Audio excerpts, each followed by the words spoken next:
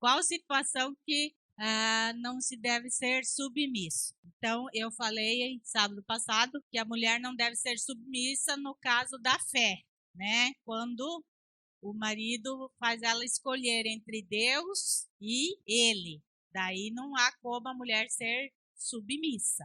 A Bíblia, ela diz assim que se a mulher é cristã e o marido não, e o marido consente que ela vá à igreja, que ele não põe empecilhos, a Bíblia diz para ela continuar casada, não se separar, porque ela santifica o marido também. Se o marido é cristão e a esposa não, também santifica a esposa. Então, não há problema se um é convertido ou não, desde que ele não impeça a fé, né? Não impeça de servir a Deus. Então, no caso, se impede a tua salvação, então daí não tem como você ser submissa, porque daí está impedindo a tua salvação. Neste caso, então, não tem como haver submissão, né? No caso da salvação. Também, em outro caso, também que a esposa não deve submissão, quando o marido exige dela que se quebre princípios no relacionamento. Como assim? Uma relação sexual fora dos princípios. Então, a esposa não deve submissão ao marido, que é, no caso, sexo anal, sexo oral e essas coisas. A mulher, né, ela não deve submissão ao marido. Se o marido exigir isso dela, ela não, peraí, né? Ela não está sendo insubmissa. Ela apenas não vai aceitar quebra de princípios. São princípios de Deus no relacionamento e ela não. Então, nesse caso, não é nem ser insubmissa, né? É apenas não quebrar princípios. Então, o marido não pode obrigar a esposa a fazer algo que vai contra o que a palavra de Deus diz. Então, nesse caso, sempre o que pesa é o que a Bíblia diz. É a palavra, é os princípios. Sempre vai ser assim. Porque, irmãos, o que é colocado muitas vezes, e até no meio cristão, muitas vezes é colocado assim, que entre quatro paredes tudo pode, não é assim que a Bíblia diz. Quando Deus criou homem e mulher, ele criou também os princípios para um relacionamento saudável entre marido e mulher. E esses princípios, eles devem ser seguidos no casamento. Mesmo casado, o seu cônjuge há limites. Há limites numa relação, né? E quando ultrapassa esses limites, é muito perigoso no relacionamento. Outra coisa que eu vou colocar aqui que é perigoso no relacionamento é fantasias.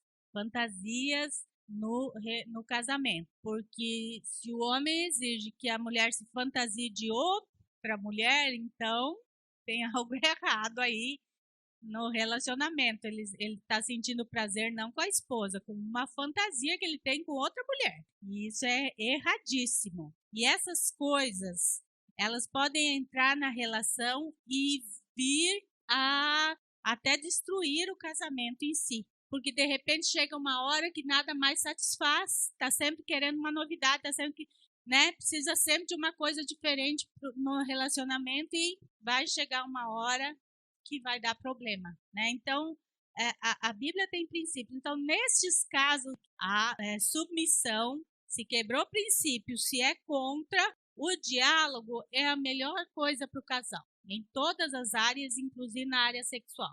O que é bom para um, às vezes não é bom para o outro. Então, o diálogo, a conversa, isso eu quero, isso eu não quero, isso eu gosto, isso eu não gosto. O homem tem o direito de falar e a mulher também tem o direito de expor para o marido. Isso não é ser insubmissa, irmãs. Não tem nada a ver com ser insubmissa. Porque na relação sexual tem que ser bom para ambos e não apenas, né? Esse negócio que o homem se satisfazendo tá bom, isso aí é do machismo. Isso não faz parte de um lar cristão saudável. O sexo foi feito para ambos, para o casal se satisfazer. Então, o diálogo é a melhor coisa que tem num relacionamento. É dizer isso eu gosto, isso eu não gosto. E um respeitar o gosto do outro. Porque, às vezes, nós nos convertemos, mas viemos com bagagem lá de fora. A gente vem com bagagem lá de fora. E a gente precisa aprender que numa conversão tem que haver uma restauração completa na nossa vida. E na área sexual não é diferente. Se lá, antes de nós nos convertermos, nós fazíamos alguma coisa que era depravação, depois que a gente conheceu a Jesus, isso tudo tem que ficar no passado. Agora é uma nova criatura, então é novas regras, novas leis. Irmãos, e não tem como não se satisfazer, porque Deus não ia deixar algo que não fosse bom. A vontade de Deus é boa, agradável e perfeita. Então, se nós seguirmos os princípios de Deus para o casamento, ambos vão se sentir satisfeitos e bem no casamento. É importante a gente esclarecer também por que a gente está falando sobre sexo na igreja ou na escola bíblica, né? Por quê? Irmãos, eu nasci em um lar evangélico, me criei num lar evangélico, minha esposa nasceu num lar evangélico, se criou num lar evangélico, e nós aprendemos princípios. Nós nunca praticamos nada fora dos princípios de Deus no nosso casamento. Tudo que nós estamos falando aqui para vocês, nós praticamos. Então, a gente não pratica nada que foge dos princípios de Deus. Mas aonde que a gente aprendeu? Na igreja. A gente aprendeu na igreja. Apesar de, 50 anos atrás, eu tenho 49, fazer 50 anos. Então, há 40 anos atrás, era muito tabu, não tinha muita conversa, pai e filho não conversava, mas nem hoje. Hoje, pais dificilmente conversam com filhos sobre sexualidade. Onde que as crianças aprendem, os nossos jovens aprendem? Na rua. Hoje, com internet, né, que até no nosso tempo não tinha, então aprende lá. Mas como que nós podemos aprender, ou como que nós devemos ensinar nossos jovens? Pela Bíblia. Fala tudo sobre sexualidade, está tudo aqui, está tudo escrito. Então, por isso, nós não temos dificuldade de tratar desses assuntos aqui, abertamente, clara e abertamente. Porque é o fórum que nós devemos aprender, é aqui.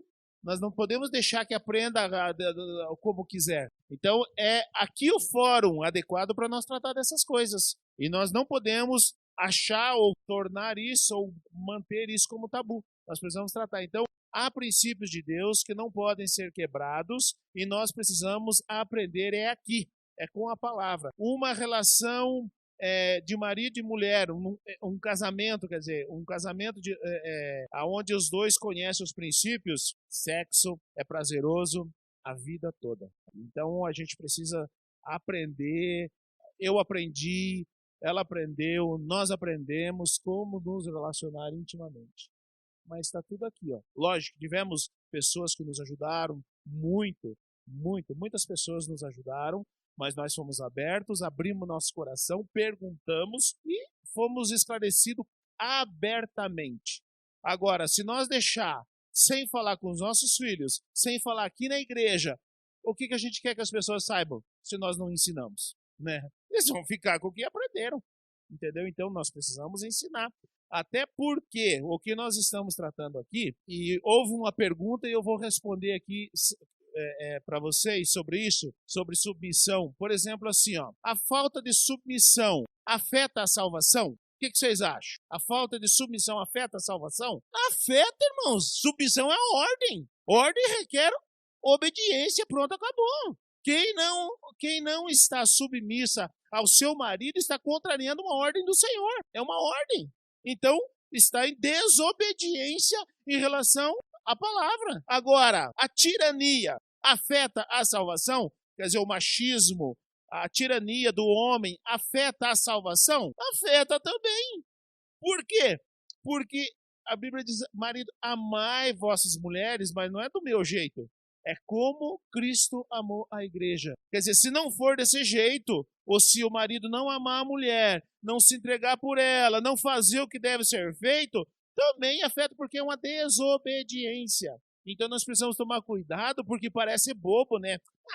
É lá em casa mesmo? Não. É tudo relacionado aqui, você e Deus. Apesar de ser lá na sua casa, muitas vezes a gente, como pastores, não sabe o que acontece lá na casa, mas Deus está vendo tudinho. Deus está vendo tudinho.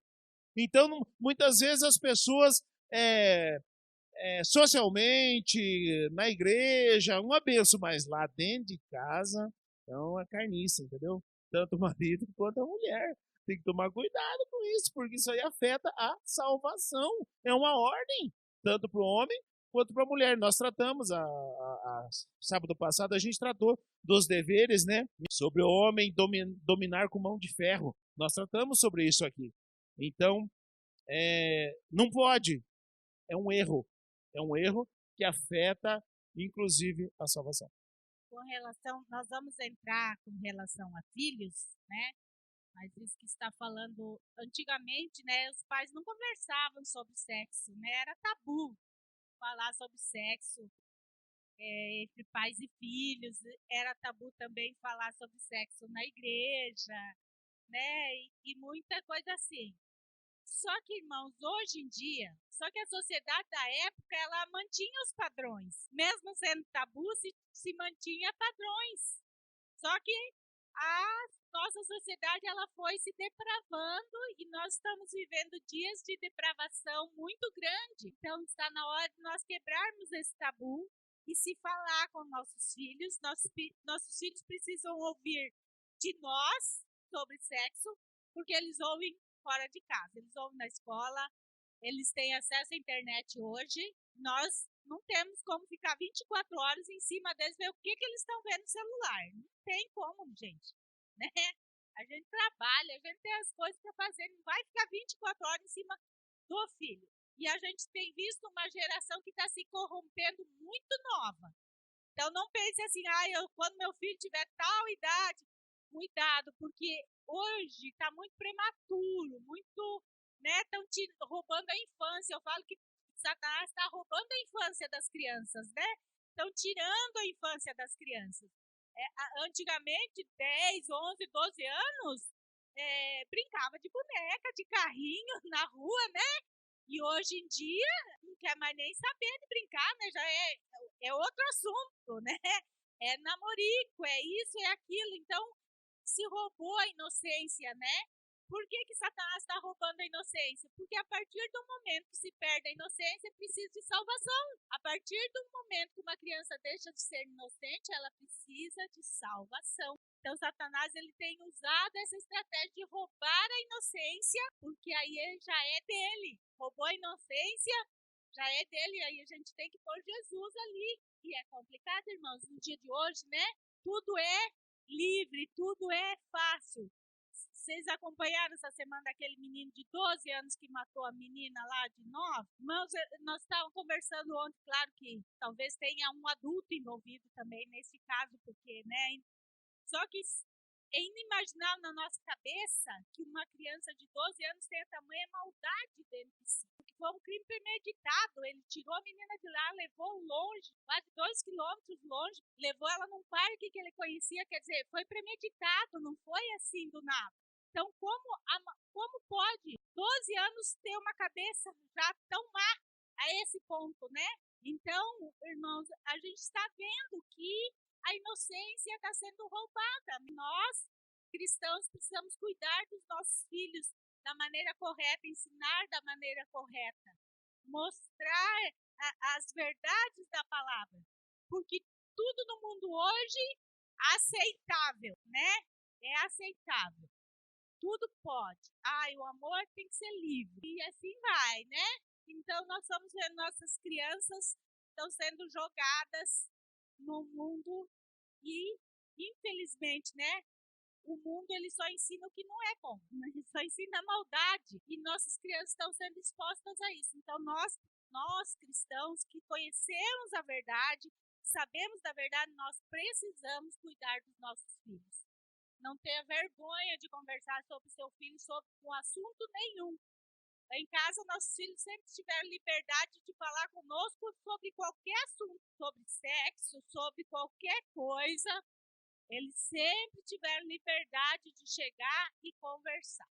O que você acha disso, mãe? O que você acha daquilo, mãe? E nós sempre tivemos, né, uma conversa, um diálogo aberto com os nossos filhos. Porque se eles não aprenderem com a gente, eles vão aprender com quem vai ensinar de maneira errada, né? Então, tem alguém que queira fazer alguma pergunta com relação a relacionamento conjugal, que nós vamos passar para filhos? Tem alguém que tem alguma pergunta? Pode falar. Nós não aconselhamos essa prática, entendeu? A gente não aconselha essa prática. Se o casal quer tirar um tempo a sós, então vá em hotel, numa pousada, ou numa chácara, num sítio, sei lá, onde melhor convier. Mas em motel não. O motel é próprio para prostituição. Então é complicado. Porque não motel? Normal, não é. Por que não motel? Motel, aqui no Brasil, fora do Brasil, motel é um motel normal. Mas aqui no Brasil, motel é prostituição, né? É adultério, prostituição. O que acontece? Espíritos malignos agem nesses lugares, porque é deles ali. Ali acontece traição, ali acontece tantas coisas que a gente vê por aí. Então, se você frequentar um lugar desse, você está dando lugar para Satanás agir no seu casamento. Outra coisa, isso eu ouço no geral, que motel é muito sujo. É sujo, é mal lavado as roupas de cama, é sujo, tá? Então, além de tudo isso, né, Ana, tem, sim, espíritos malignos que agem quando você frequenta determinados locais. Não é para o cristão motel. Quer ficar sós? Né? Tem hotel, tem pousada, tem, quando o pastor falou, uma chácara, tem tanta coisa. Não precisa ser num motel. E pode despachar os filhos para os avós também, né? É importante esse assunto, porque o que acontece? A gente tem que voltar então no princípio. Gênesis capítulo 1, do versículo 28, coloca lá qual foi o propósito de Deus para o sexo. Então ele diz: ide, multiplicai-vos e enchei a terra. Então qual que foi o propósito de Deus para o sexo? É procriação, encher a terra. Muito bem. Então o uso de contraceptivo é pecado? A Igreja Católica diz que sim, entendeu? A Igreja Católica diz que sim. Mas e biblicamente é pecado? Então é só a gente olhar para o texto. Vamos ver o texto. O objetivo de Deus com o sexo é a procriação, e a procriação é para encher a terra. Então, assim, o propósito de Deus é procriação, encher a terra. Cabe uma pergunta. Irmãos, a terra não está cheia? Não tem mais outro por gente. Está faltando comida.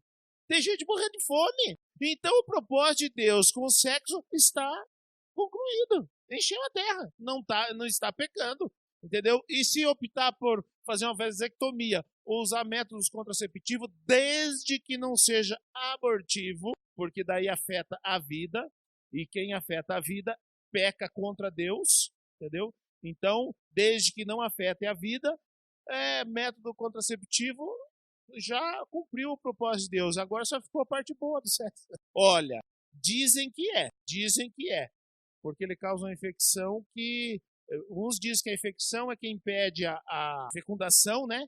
E uns dizem que a infecção é que mata a fecundação. Eu não sei te falar. Então, se o DIU é ou se o DIU não é. Eu sei que a pílula do dia seguinte isso a gente pode afirmar categoricamente, mas o DIU eu não sei te falar.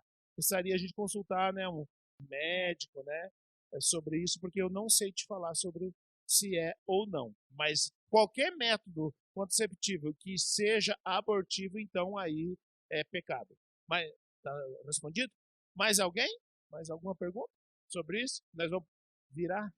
Então, Êxodo 20, versículo 12 diz assim: honra teu pai e tua mãe, para que se prolonguem os teus dias na terra que o Senhor teu Deus te dá. Então, é o texto de Êxodo, e Efésios 6, nós já lemos, né? Efésios 6, 1 e 2. Êxodo 20 é os 10 mandamentos, tá? Que depois Jesus reforçou isso. E aí Efésios 6, do 1 em diante, diz assim: vós, filhos, sede obediente a vossos pais no Senhor, porque isto é justo. Honra teu pai e tua mãe, que é o primeiro mandamento com promessa, para que te vá bem e vivas muito tempo sobre a terra. E vós, pais, não provoqueis a ira a vossos filhos, mas criai-os na doutrina e admoestação do Senhor. Irmãos, este mandamento é um mandamento com promessa. Honrar pai e mãe tem promessa. Qual que é a promessa? Para que te vá bem, para que você vá bem na vida, tem que honrar pai e mãe. E para que viva muitos dias. Quer dizer, para que você chegue à velhice, né? Para que você curta a sua velhice, né? Tenha anos na sua velhice. Honra teu pai e tua mãe. É mandamento com promessa. Então, quando você honra pai e mãe, Deus prolonga os teus dias e ainda Ele abençoa para que aquilo que você faça vá bem na vida. Então, talvez muita gente, por que nada dá certo para mim? Às vezes, né, tá quebrando esse princípio, não honra pai e mãe, né? E aí, nada dá certo na minha vida, porque não sei o que, não sei o que. Volta lá atrás, vê como é que ele tratou pai e mãe. Porque, irmãos, a lei da semeadura é bíblica. Está na Bíblia que o homem, ele colhe aquilo que semeou. Você plantou lá atrás, vai colher. A colheita é inevitável. Tem uma frase no Facebook que eu gosto e que é verdadeira, que diz assim, que cada um semeia o que quiser, a semente que quiser, mas a colheita, ela é inevitável, ela virá. Então, a gente tem que pensar bem qual semente vai semear, porque a colheita, ela vai vir, né? Ela é certa. Você semeou, ela vai acontecer a colheita. Agora, tem muita gente que não quer colher coisas ruins, mas semeou coisa ruim. Então, assim, nosso cuidado é para a vida toda. Então, filho, honrar pai e mãe. O que nós queremos trazer no nosso ensino é que na questão de filhos, Deus colocou pai e mãe em pé de igualdade. Honra teu pai e tua mãe. Com relação aos filhos, pai e mãe são iguais. Não tem o pai é maior, a mãe é... Entendeu? Porque a mulher é submissa ao marido. Como marido, eu sou submissa a ele. Com relação aos filhos, nós dois somos iguais. As responsabilidades são iguais. Então, com relação a filhos, eles têm que honrar tanto o pai quanto a mãe. Os filhos, eles precisam saber honrar a pai e mãe. Para isso, os pais, eles não podem cometer alguns erros em relação aos filhos, né? Então, os pais que não souberem exercer autoridade sobre os filhos, fatalmente irão negociá-las com seus filhos e cônjuges. Então, assim, não se ensina para o filho assim, faz isso que você ganha aquilo. Isso é negociar autoridade. Não se faz com filhos. Seja bonitinho, que daí depois eu te dou uma bicicleta.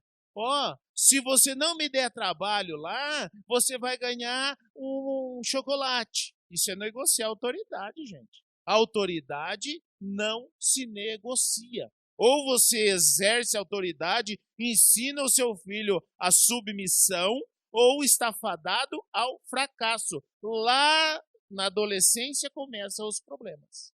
A gente, quando criança, até os 10 anos, a gente tem eles total domínio. A partir dos 10 anos, começa aquela negociação. O filho quer isso, o filho quer aquilo, o filho quer aquele outro. Tudo bem. Mas se você não ensinou, a criança, a psicologia diz que até os 7 anos é formado o caráter do filho. Então você tem até os 7 anos para você ensinar a autoridade. Porque se o filho não souber respeitar a autoridade dentro de casa, você acha que vai respeitar na rua? Ele vai sofrer na rua, ele vai sofrer no trabalho, ele vai sofrer na igreja. Então, a autoridade não se negocia. Se você diz qual que é a recompensa da obediência, da submissão, qual que é? Em si, a obediência é a recompensa. Por quê? Porque vai vir de Deus a recompensa na vida do filho. Se você quer ser um filho abençoado por Deus, ensine a submissão. E ensine que a tua palavra tem valor, porque senão nem a palavra de Deus vai ter valor na vida dele. Porque se ele não aprende que a tua palavra, que é autoridade sobre a vida dele, tem valor, você acha que a palavra de Deus vai ter valor? Não vai também não. Porque daí ele aprende que a autoridade é subjetiva aos seus interesses. Então, gente, não se negocia autoridade, nem com cônjuge e nem com filhos. Então, às vezes, se erra, porque assim, vamos pegar o exemplo do casal, né? O pai está fora, E o filho tá ali, não, porque eu vou fazer, porque não sei o que, eu quero assistir aquilo, eu quero assistir isso, eu quero celular, eu não sei o que, tal, beleza, um monte de coisa, eu quero comer agora, porque eu não sei o que, beleza, um monte de coisa. Aonde que entra a negociação da autoridade? Você vai ver a hora que seu pai chegar. Você vai ver a hora que seu pai... Você acabou com a sua autoridade. Acabou com a sua autoridade. Ou vice-versa. Não, vou contar para sua mãe. Você vai ver, se a mãe souber que você fez isso, hein? Aí começa a negociar com o filho. Gente, você está acabando com a tua autoridade, mas está acabando com o ensino. E aí, quando o filho cresce, vem os problemas. Enquanto é pequeno, tudo bem.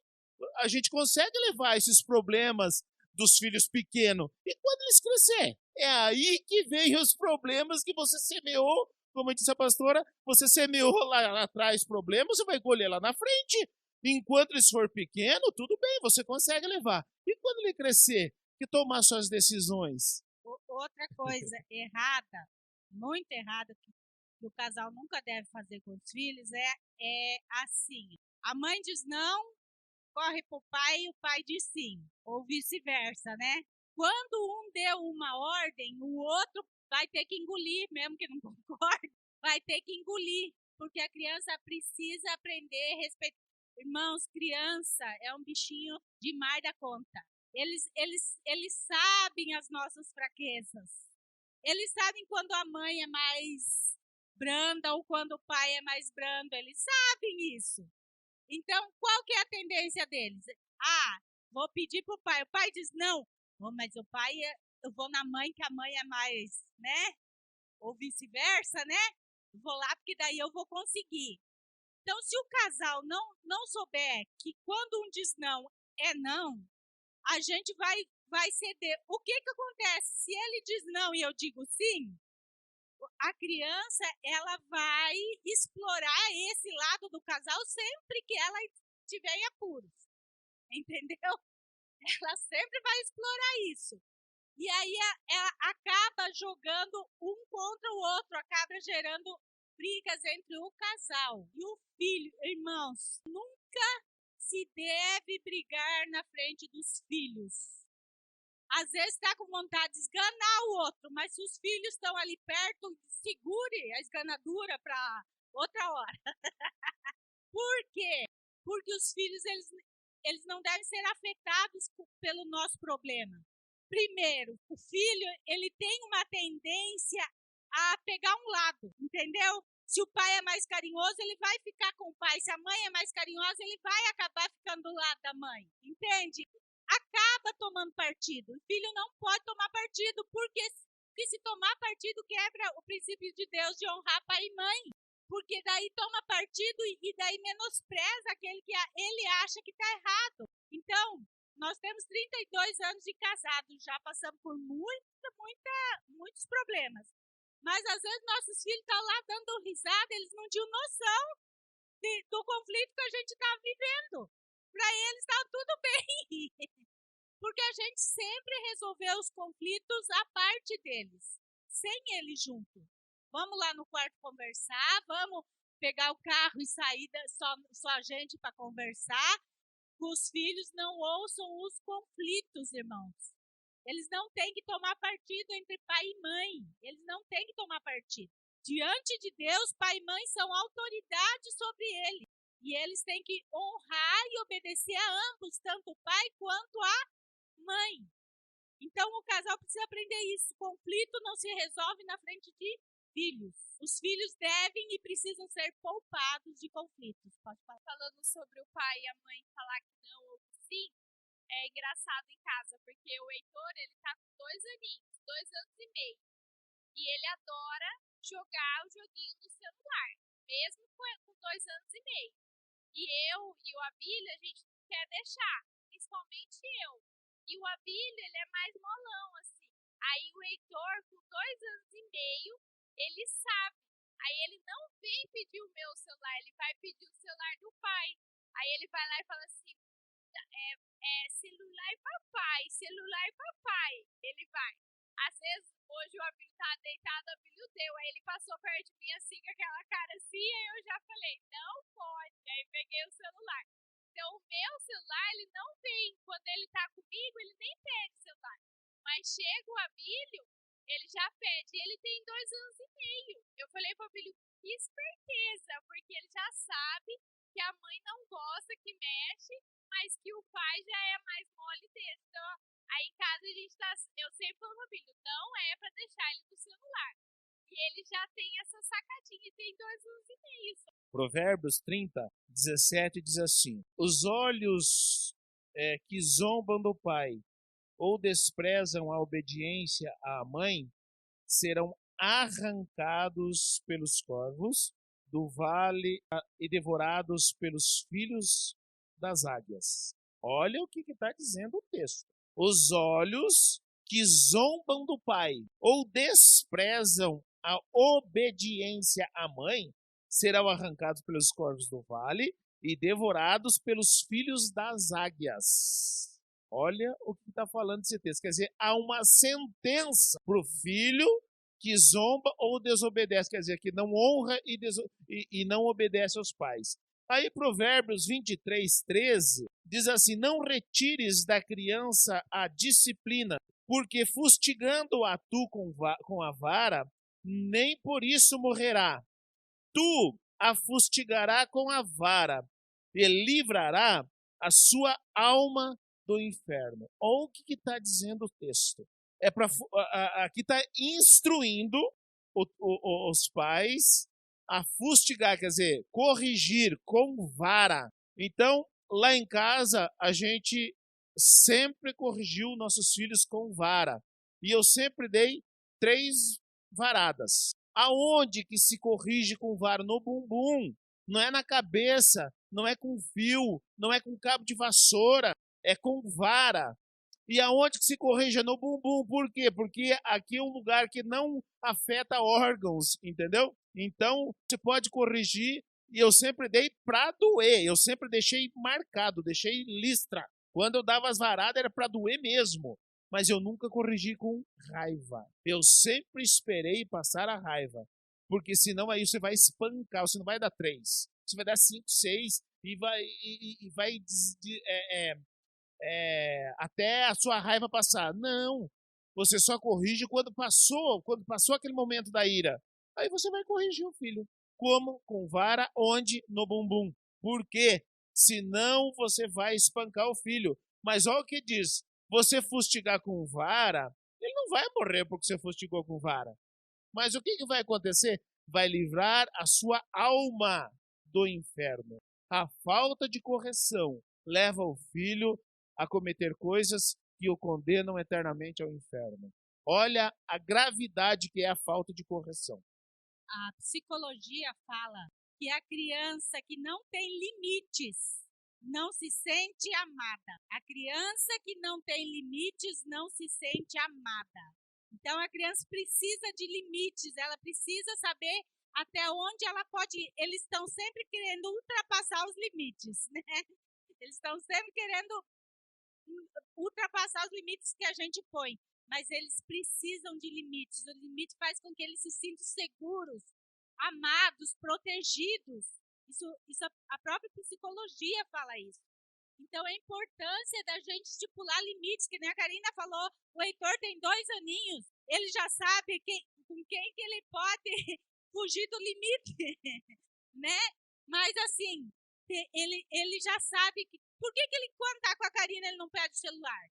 Porque ele sabe que ele tem limite com a Karina. Ele sabe, ele já aprendeu que é esse o limite, entende? Irmãos, nós precisamos colocar limite. A geração de hoje não tem limite, os filhos de hoje não têm limites.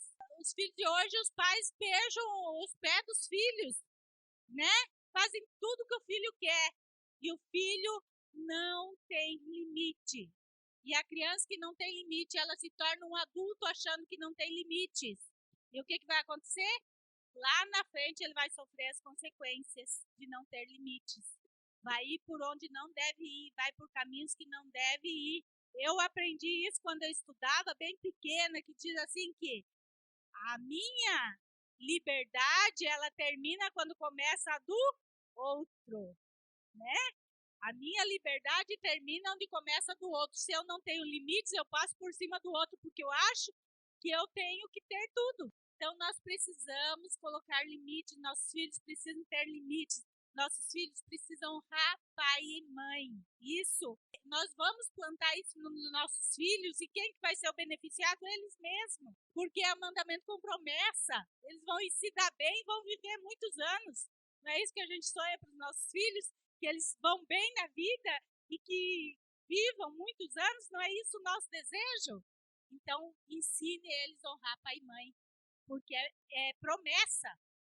Se fizer, vai se dar bem e vão viver muitos anos. Então, tudo que nós desejamos para os nossos filhos está nessa promessa, no princípio de Deus de honra a pai e mãe. Por que os pais não devem envolver os filhos nas suas discussões? Porque os pais são a segurança dos filhos. Se os filhos veem que os pais estão desajustados, eles estarão inseguros. Eles estando inseguros vão dar um trabalho. Então é importante a gente não envolver os nossos filhos nas nossas discussões. Nós, nesses 32 anos de casados, eu vou chutar alto. Se os nossos filhos viram nós em discórdia 2 ou 3 vezes, foi muito. Todos esses anos de casamento.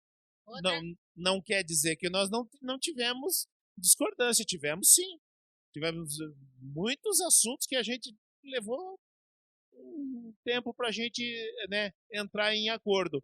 Mas nossos filhos não participaram da discussão. Porque senão eles vão tomar partido e vão acabar incorrendo na quebra do princípio e vão sofrer os danos, porque sofrem os danos sim. Entendeu? Por favor, pais, briguem, mas nunca fale na frente dos filhos de separação. Acaba com o psicológico da criança. Ouvir sobre separação, os filhos não devem ouvir. Vocês brigam, discutam, resolvam, mas não, os filhos não devem ouvir esse tipo de coisa, porque machuca. É difícil para o filho. O filho ama os dois. O filho tem carinho pelos dois. Na cabeça do filho, ele já vai ter que escolher um lado, né? Já gera na cabeça do filho muito conflito, irmãos. Então, a gente precisa ter sabedoria. Eu conheço muitos casais que qualquer discórdia, vou me separar, qualquer bobeira, irmãos, qualquer, né? Uma toalha molhada em cima da cama já vira uma briga que já fala em separação. Gente, onde já se viu isso? Né? Uma coisa muito... A gente precisa tomar cuidado, nós precisamos preservar nossos filhos, né? Conservar eles, o psicológico, quanto melhor possível, para que eles não tenham problemas. Então, hoje em dia nós vemos muito suicídio na adolescência. Por quê? Porque vem com uma carga emocional que foi jogada em cima muito pequeno, desde novinho. E eles não têm estrutura para aquilo, né? A estrutura, eles ainda estão em formação, eles não têm uma estrutura para tudo aquilo. E é jogado em cima, e daí entra na adolescência e entra com problemas sérios, que a gente está vendo por aí, né? Surgindo problemas seríssimos na adolescência, de depressão, de suicídio, tantas coisas aí, as drogas que se começa cada vez mais novo, tudo isso porque tem que jogar em cima de algo aquela carga emocional que está carregando e que não estava preparado para tudo aquilo. Então nós precisamos ser prudentes. É dever do pai ensinar o filho a honrar a mãe e é dever da mãe ensinar o filho a honrar o pai. Isso é o que vai trazer segurança aos nossos filhos. Então, o que acontece? Um cônjuge deve valorizar o ato do outro. Então, um cônjuge ele deve valorizar o ato do outro para seus filhos. Então, quando a mãe faz algo, o pai precisa mostrar para o filho o valor daquilo. Coisas bobas, muitas vezes. Coisas bobas. Nossa, você viu que comidinha que a mamãe fez? Oxa, está valorizando o que a mamãe fez. Está ensinando a honrar. Você viu? O papai trabalhou até mais tarde para cuidar de nós. Ao invés de virar uma guerra, mostre o valor. Valorize. O papai trabalhou até mais tarde. Para quê? Para cuidar de nós. Ele não está aqui, ele chegou mais tarde, ou não está no jantar junto. Por quê? Porque está trabalhando. Agora, se o filho vê ó, até agora aqui, ó, até aqui, ó, não chegou, onde que tá? Onde que tá? E o pai está lá trabalhando, entendeu? E não vê a mãe honrar o trabalho do pai, como que esse filho vai pensar? Vai achar que o pai é o responsável? Não está em casa? Porque ele queria a presença do pai, mas não tem. Por que não tem? Porque o pai está lá cuidando da família, está lá trabalhando. Então é dever do cônjuge honrar o outro. Seja o pai honrar a mãe, ou seja a mãe honrar o pai. A respeito de coisas pequenas dentro do lar. É assim que se começa a ensinar o filho a honrar o pai e a mãe. É os pequenos gestos, as pequenas atitudes que o pai honra a mãe que o filho vai aprender. Porque senão ele vai reclamar de tudo, nada vai estar bom, não vai servir e vai achar ainda que ele está certo e o pai está errado ou a mãe está errada. Entendeu? Então não se pode agir dessa forma. Então é dever de um honrar o outro. É dever dos pais ensinar os filhos a honrar e orar por seus governantes e líderes. É dever. Não só orar, mas honrá-los. Então, por exemplo, assim, ó, eu vou citar o irmão Orivaldo e a irmã Andréia. Vocês percebem o que eles estão fazendo com a Esther? A Esther não vai embora sem me abraçar, sem me dar um beijo, sem se despedir de mim e chora, não é? Ela me manda mensagem a semana inteira. Você sabe o que eles estão ensinando para Esther? Honrar pastor, honrar liderança, entendeu? Quem que é o beneficiado com isso? Sou eu sei que eu sou beneficiado. Mas ela também, para a vida toda. Ela está aprendendo algo nessa idade que vai servir para a vida toda dela. Ela está aprendendo a honrar a liderança. Porque ela, sabendo que ela tem que honrar, ela vai se submeter. Ela vai ser submissa. Então está ensinando. E a gente vê, vocês podem ver quantas vezes fica chorando aqui, porque às vezes eu estou lá conversando e eu já falei para ela, pode ir lá abrir a porta e deixar ela ir lá me abraçar. Porque eu sei do valor que isso tem. Mas quem que está ensinando? Os valores que eles estão ensinando. Eles estão ensinando para Esther. Valores. São os pais que estão ensinando. Então é importante ensinar a honrar aos líderes, a orar por eles, a governantes. O seu filho só vê Bolsonaro pela madrugada. Olha esse prefeito nosso aí, só cada buraco que tem nessa cidade, que não sei o que. Se ele só vê você falando mal de governante, só vê falando mal de governante, vai jantar em casa, pastor, não sei o que, a igreja, não sei o que, e não sei o que. Você acha que o filho vai querer vir para a igreja? Você acha que o filho vai querer obedecer o pastor? Por quê? Porque não ensinou a honrar, não ensinou a orar. Entendeu? Então, essas coisas, os filhos têm que ser preservados disso, porque é o prejuízo para a vida deles. Quem vai levar o prejuízo é eles mesmos. E em relação à igreja, a pastor e liderança, pode levar sua alma para o inferno, porque não aprendeu algo importantíssimo. Quando vem pregar aqui, olha lá, não está ensinando algo importantíssimo, que é obediência, a orar por seus liderantes, por sua liderança, por seus governantes, e não simplesmente ficar atacando pau nos governantes, não sei o quê, nos pastores, na igreja, que a igreja não sei o quê. Está tudo errado, gente. Você está ensinando errado seus filhos. E depois, quando ele cresce, olha lá, pastor, tem que correr atrás do meu filho lá, não sei aonde. Você ensinou errado? Você ensinou que eu falo mal do pastor? Você falou mal da igreja? Está fora da igreja lá, mas você que falou mal dele. Você que falou mal da igreja. Então essas coisas parecem boba, mas não é. É seríssimo. Irmãos, outra coisa que eu queria falar é tempo de qualidade com os nossos filhos. Eu sei que todo mundo trabalha, tem uma vida ocupada, não é fácil, mas nós precisamos tirar tempo para ficar com nossos filhos, para brincar com eles, para sair passear, mas não tem dinheiro. Gente, passear nem sempre depende de gastar, né? Tem tanto lugar que a gente pode ir que não gasta nada, numa praça, né? Num lugar diferente. Criança gosta de sair, não importa onde vai, ela gosta de dar uma voltinha. Nós costumávamos sair, andar de carro lá mesmo, parar, comprava um picolé e chupava no carro mesmo, porque o Fernando gostava de ficar andando para lá e para cá. A gente fez muito isso. Então, às vezes, não é o gastar. Não envolve gasto, envolve estar junto. Assim, ó, os homens pecam muito nesse sentido. E as mulheres vão concordar comigo. Porque o homem, eu vou jogar bola. Não estou falando que não deva ir. Eu vou jogar bola, eu vou fazer isso que eu gosto, vou fazer aquilo que eu gosto. Mas isso envolve só você, não envolve a tua família. Você pode fazer isso, mas você também tem que ter o tempo para a família. Você pode jogar bola uma vez por semana, 2 vezes por semana, mas tire um tempo com os seus filhos, com a sua família também. O que acontece? Tem homens que, eu já fiz minha obrigação, porque trabalhou, mas a mulher também trabalha fora.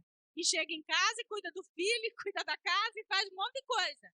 Então, precisa ter esse tempo junto, conversando. Como você vai criar intimidade a ponto do seu filho chegar e perguntar as coisas para você? Do estar junto, do brincar junto, sabe? Daqueles momentos ali de cumplicidade. O filho vai vendo que ele pode ter confiança no pai. Por exemplo, eu sempre brincava muito com o Fernando, né? E o Fernando sempre perguntou, e o Rafa também sempre perguntou, e o Fernando desde pequenininho, mãe, e sobre drogas, o que você acha?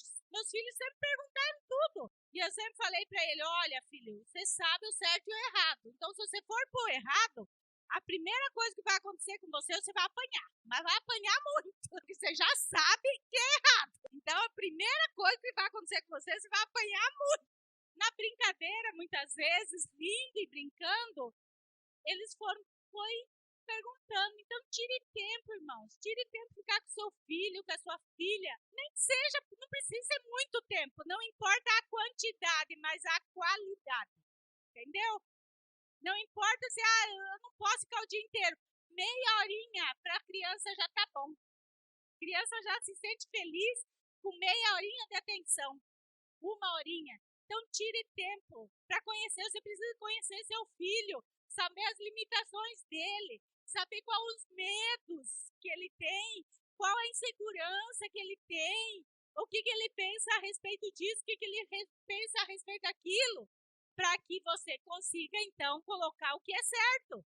Por exemplo, o que seu filho pensa sobre a igreja, qual a visão que seu filho tem da igreja, qual a visão que seu filho tem de Deus, qual a visão? Você precisa saber.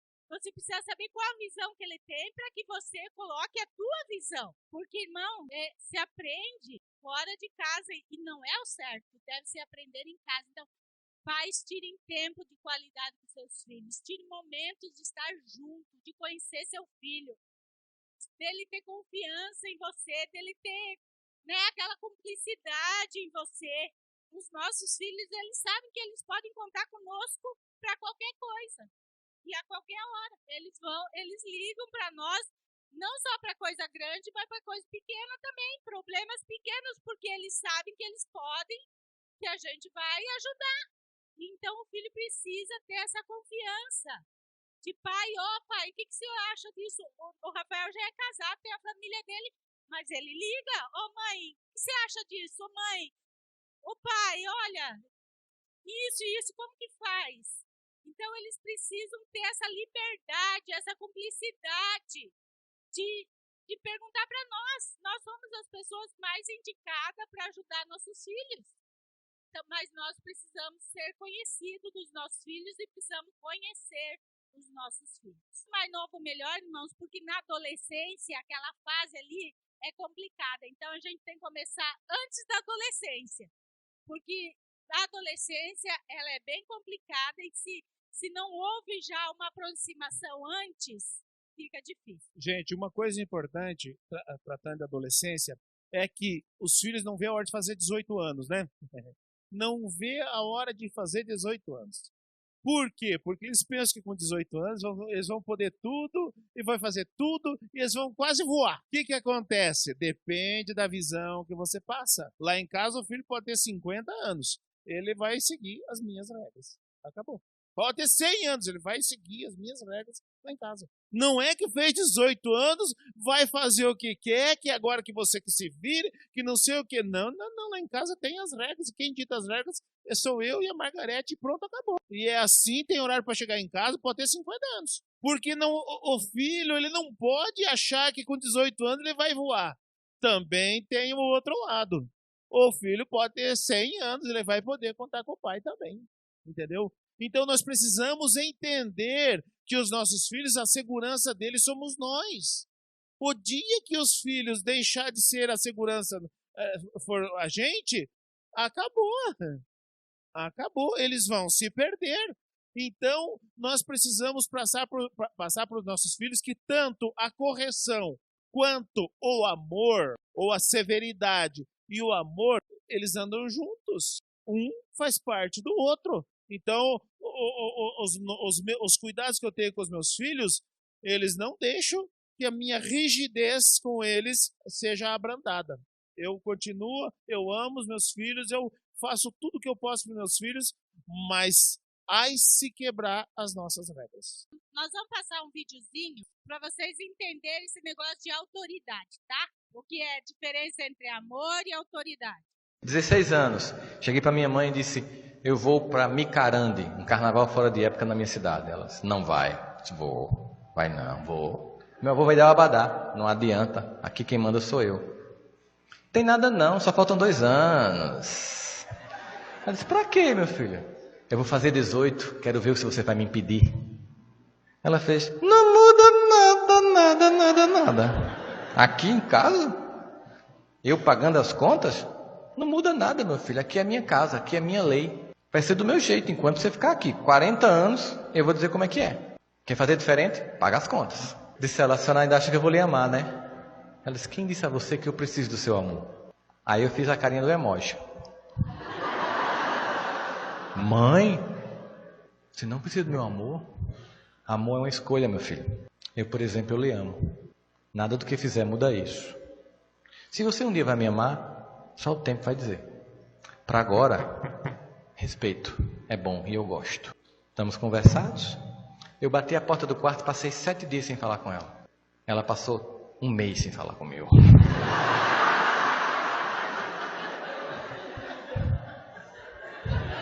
Entenda, ela ficou no lugar de mãe, não de amiguinha. Claro, depois de 1 mês eu queria um olhar da minha mãe, né? Naquele mesmo ano, 16 anos, eu passo no vestibular, vou fazer psicologia, estou lá pagando disciplina sobre cargas afetivas, escalas de afetos, amor, sentimento mais sofisticado da experiência humana. De tal modo que somente os seres humanos podem sentir, mas sua sofisticação implica que para que ele aconteça, tem que ter como precursor a ele outros sentimentos. De modo que somente mais adulto é que você sente ele plenamente. Assim, o amor só pode ser conquistado se antes o objeto de amor tiver sido objeto de respeito e admiração. Quem não é respeitado e admirado jamais será amado. Pergunta para a geração moral e cívica. Vocês lembram dos pais da gente perguntando assim: meu filho, você me ama?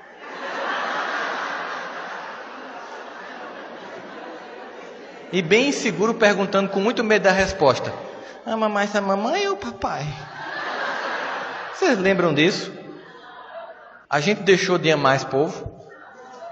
A geração do passado nunca se preocupou em ser amada, mas jamais deixou de se fazer ser respeitada. E com isso conseguiram o amor e o respeito. Irmãos, vocês perceberam que eles não são crentes? O rapaz aí não é crente. Para onde que ele ia? Para micareta, sei lá o quê. Não é crente, mas ensinou princípios. E muitas vezes nós crentes passamos por cima de princípios, achando que Deus vai dar conta de tudo lá na frente. Não, gente. Princípio não se quebra. Princípio não se passa por cima. Essa mãe, que nem a conhece, é porreta, né? Vocês viram a questão de autoridade? Ele falou, eu não lhe amo, mãe. Ela falou, eu não tô interessado no seu amor, mas vai ter que me obedecer. Entendeu, irmãos? É essa questão. A geração de hoje é isso que ele falou. Filhinho, você ama, mamãe? Uma uma necessidade. Nossos pais nunca pediram para a gente se a gente amava eles ou não, mas tinha que obedecer. Meu pai, com o olhar do meu pai, nós já sabia tudo. Meu pai não precisava falar, irmãos. Com nós, 7 filhos. Meu pai não precisava falar, não. Uma olhada que o meu pai dava, a gente já sabia tudo. Já abaixava, já ficava quietinho, já sabia o nosso lugar, né? Não tinha essa entende? E hoje, a geração de hoje, tá muito assim, de querer, por que isso, porque... E está esquecendo da autoridade, está esquecendo desse princípio. Vocês viram, ele não é cristão. Ele foi fazer faculdade e ele aprendeu que o amor, a gente vai aprendendo o amor verdadeiro com o passar do tempo. Quando a gente é muito jovem, a gente não sabe a plenitude do amor. E que quando a gente ama alguém, é por alguém que a gente tem respeito por aquele. Se é uma pessoa que nós não respeitamos, a gente não sente um amor verdadeiro pela pessoa. Então, são princípios, o princípio da autoridade. Ela fala, aqui quem manda sou eu. Mas daqui 2 anos, faço 18, vai mudar nada. Vai continuar a mesma coisa. Então, é isso, irmão. O princípio de autoridade, quem manda aqui sou eu. Enquanto você estiver na minha casa, minhas regras, né? E é isso que tem se perdido na geração de hoje. Tem se perdido isso. Os pais estão negociando, como o pastor falou, negociando as coisas com o filho. Para o filho obedecer, ou para o filho fazer o que o pai manda ele fazer, é uma troca. Se você fizer, eu vou fazer aquilo. Se você fizer, vou fazer aquele outro. Então, é uma troca e não é autoridade. Autoridade é, você vai fazer isso, pronto, acabou. O que eu vou ganhar? Nada. Ou melhor, se não obedecer, vai ganhar uma varada na bunda, né? E é melhor, então, obedecer do que sacrificar, né?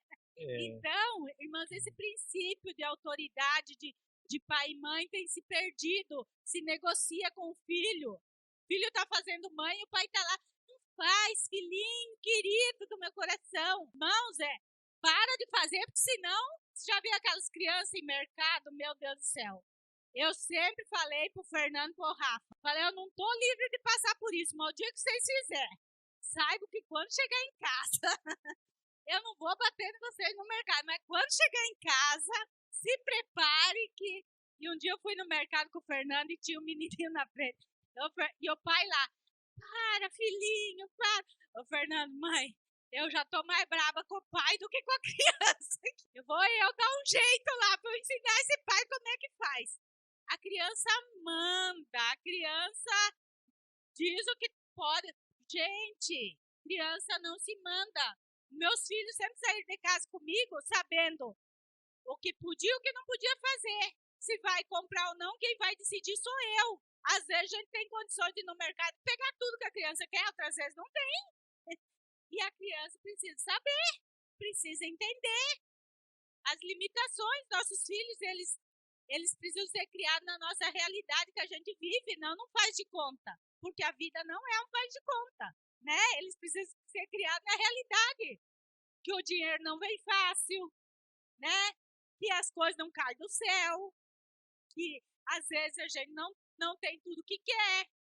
E essa é a realidade da vida. E se nós não ensinarmos isso para os nossos filhos, a vida vai ensinar. E a vida vai ensinar de uma forma mais dura, sem amor. A geração de hoje não pode ser não. Tá aí o resultado nas salas de aula, né? Nós temos professor aqui, não tem mais respeito. A criançada vai essa semana mesmo agrediram outro professor em sala de aula. Por quê? Porque acabou o respeito. Né? Essa geração não tem mais respeito por nada e por ninguém. Por quê? Porque os pais em casa deixaram de ensinar princípio de autoridade e de submissão. E aí o que acontece? Se não tem na casa, vai ter na escola, vai ter no trabalho. São crianças que quando chegar no trabalho, que tem que ter obediência ao chefe, vai sofrer muito. Vai sofrer muito, irmão. Porque daí vai parar emprego, porque meu chefe é ruim, porque não sei o que, nós vamos entrar sobre submissão à autoridade semana que vem, nós vamos ver que não se ensina Os prejudicados são nossos filhos mesmo, eles vão sofrer mais para frente, eles precisam aprender. Eu já falei aqui, eu sempre falei para o Rafael Fernando, que se um dia um professor reclamasse que eles tivessem sido mal educados com eles, eles iam se ver comigo em casa. Por mais que o professor tinha falado algo que eles não gostassem, se eles fossem mal educados com o professor, ia se ver comigo em casa, ia se ver, porque é princípio de autoridade. Na sala de aula, o professor é autoridade. Nós precisamos voltar a isso.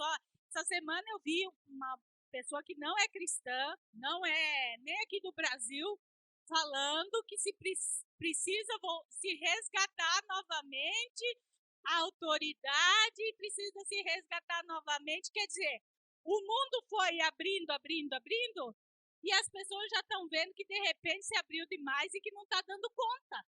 De repente não está mais se dando conta. Por quê? Porque deixou livre demais. Precisa de regras. As regras foram criadas desde o Éden, muito antes do pecado. Deus deixou Adão para tal coisa, a mulher tal função. Então tudo tem regras na nossa vida. E a sociedade foi quebrando princípio, quebrando regras, e está nesse caos que a gente vê hoje. Crianças de 9, 10 anos mandando um pai e mãe, dizendo o que quer, o que não quer, o que pode, e se não fizer, vira um auê. Então, é importante isso, a gente saber que existem princípios que não podem ser quebrados, senão a colheita é certa. Espera as crianças crescer, que você vai ver que o resultado do que você vai colher quando a criança estiver na sua adolescência e juventude, você vai colher aquilo que você plantou quando ela era criança. Nós vamos passar para o próximo, só para nós encerrar esse tema, e nós vamos passar para o outro, que é a segunda parte. Então, é importante saber aqui sobre filhos. Ficou alguma dúvida? Uma coisa que é importante que nós estamos trabalhando aqui é submissão no lar. Então, nós já trabalhamos um monte de coisa aqui e tal, e agora entramos em filhos, e nós vamos encerrar, então, com a submissão no lar, tratando da seguinte coisa. No casamento, ou o casamento é o fim da privacidade. É o fim. Agora, nos nossos dias, não se falar um negócio desse aí, na nossa sociedade, é o nosso fim, né? Falar um negócio desse aí. Gente, não existe privacidade em um casamento. 1 Pedro, capítulo 3, versículo 7, é um texto bem conhecido. Olha o que diz o texto aqui. Igualmente vós, maridos, coabitai com ela com entendimento, dando honra à mulher como vaso mais fraco, como sendo vós os seus coerdeiros da graça de vida, para que não sejam impedidas as vossas orações. Muito bem. Gente, aqui está a quebra da maior privacidade de alguém. Qual que é a maior privacidade de uma mulher ou de um homem? Qual que é? Maior privacidade de uma pessoa, de um homem ou de uma mulher. Qual que é? O sexo, gente! É a parte sexual, é a sexualidade. Por que a mulher se cuida, se cobra, que não sei o quê? Por quê? Porque é privacidade, isso aqui é só meu.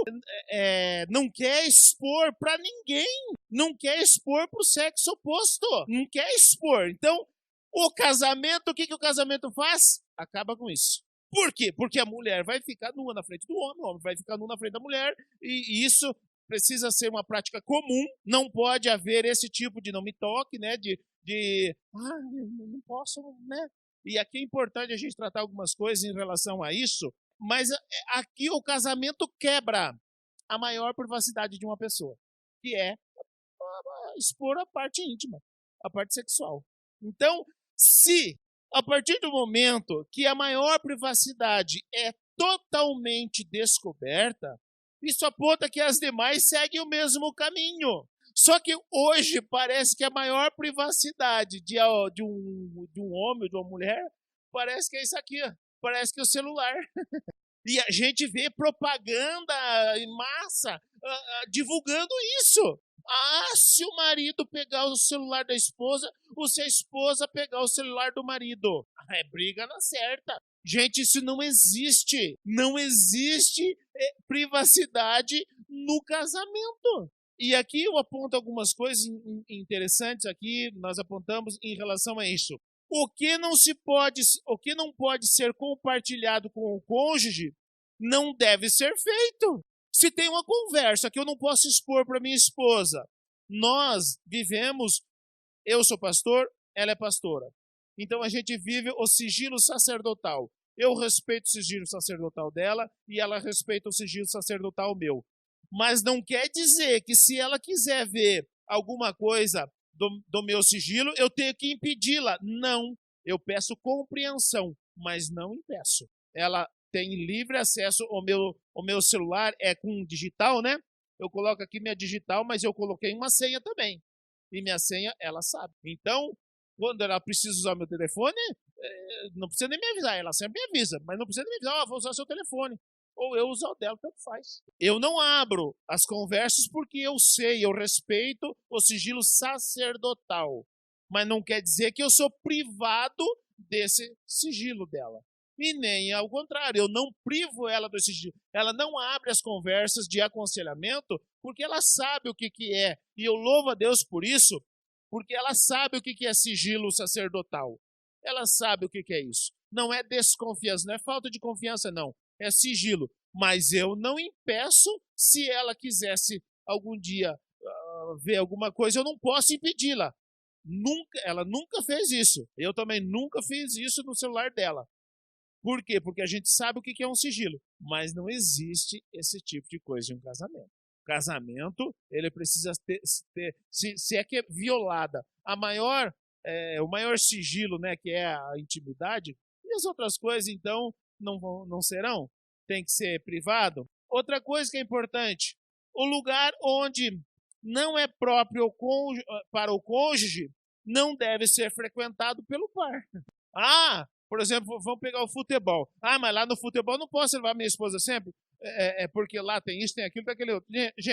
Gente, eu sempre levei minha esposa no futebol que eu ia, levei meus filhos, sempre levei. Quando ela quis ir, ela foi.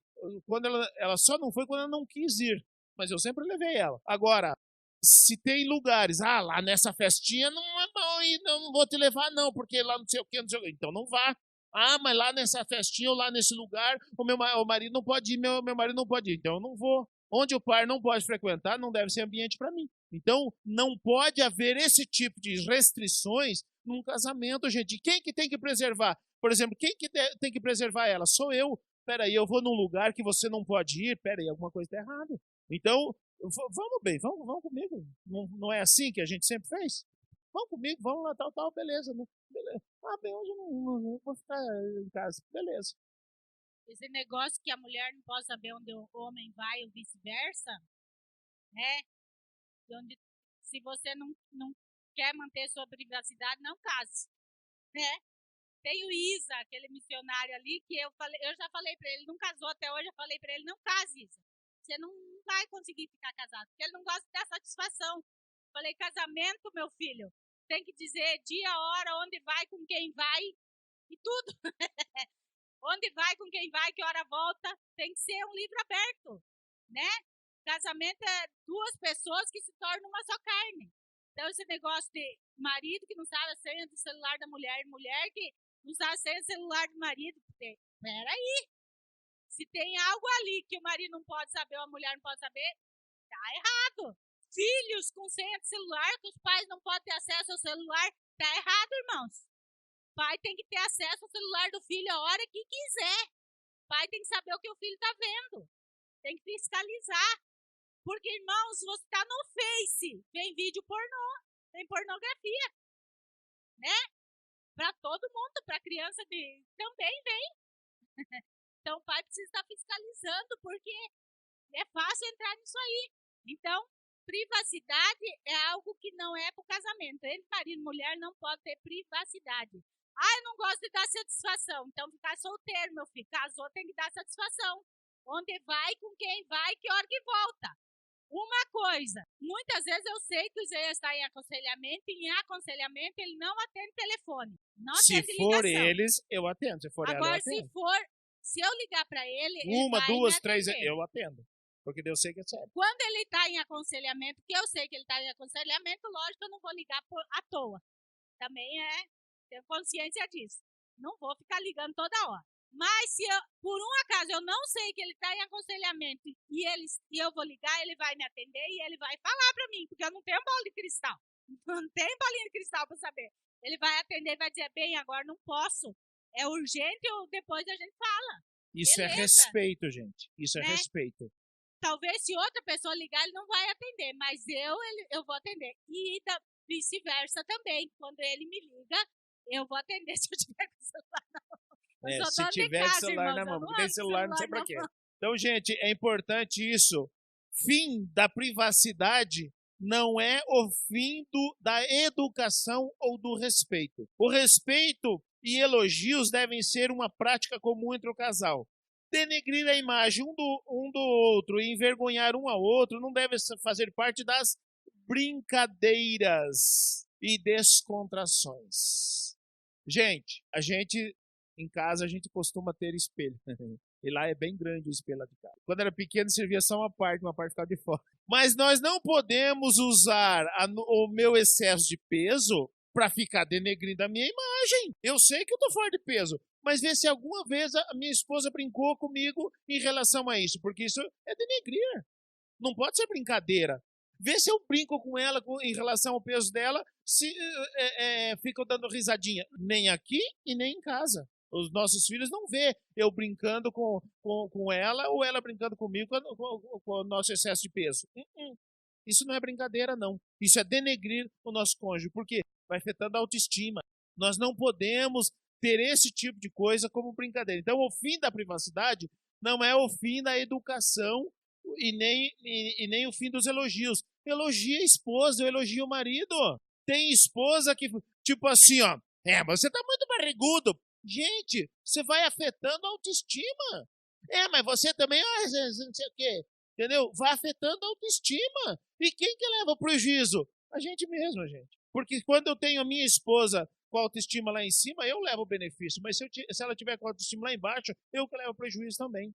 Nós temos muita facilidade em ver os defeitos e pouca facilidade em ver as qualidades, né? E no casamento, né, quando a gente namora, a gente não vê os defeitos. Daí no casamento, a gente vai para o outro extremo, só vê os defeitos. Então, a gente precisa ver as qualidades do nosso cônjuge, elogiar as qualidades, mostrar para os nossos filhos a qualidade, tanto do pai quanto da mãe, para que o filho também veja isso, né? O pai trabalha, elogia o pai por ser um bom trabalhador, elogia a mãe pelo que ela faz, pela comida, por tudo. Nós precisamos resgatar esses valores que se perderam e são importantes no casamento. Nós temos liberdade para brincar um com o outro e a gente brinca muito lá em casa. Isso aí vocês conhecem já como que ele é, né? Imagina em casa como que ele é, né? O Rafael, o Fernando, eles sempre tiveram liberdade de brincar. Mas a brincadeira tem que ser uma brincadeira saudável, né? Que não vá machucar a pessoa. Porque daí não é brincadeira. Quando ofende, não é brincadeira. Então a gente precisa, né?